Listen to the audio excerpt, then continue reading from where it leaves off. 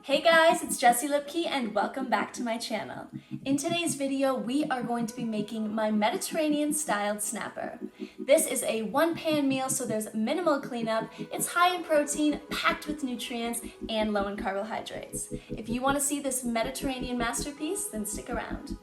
These are all of the ingredients that you're going to need for today's recipe. So we have our snapper fillets, of course. I'll be using 1 red onion, and then we have 2 cups of cherry tomatoes, half a cup of white wine.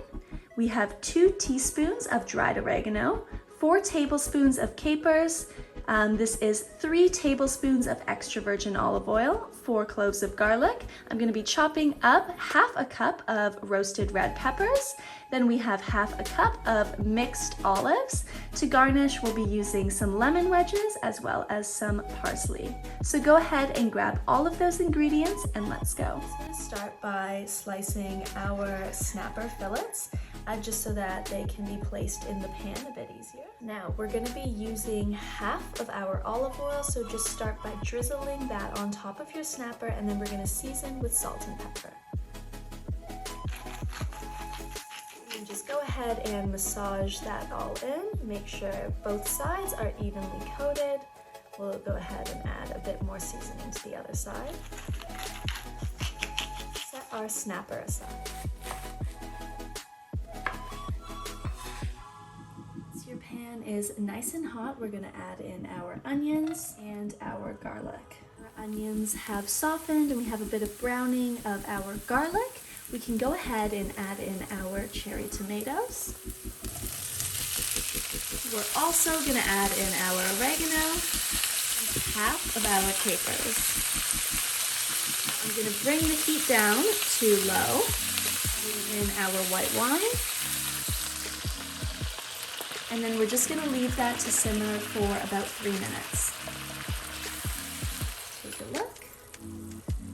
Beautiful. So now that our tomatoes have begun to burst, we're going to get a fork and crush them up further, just to create a thick ragu. So now that I've crushed up a few of our tomatoes, I'm actually going to add in about half of our mixed olives, and then I'm just going to stir that through. We're going to go ahead and add in our snapper. Bell peppers on top.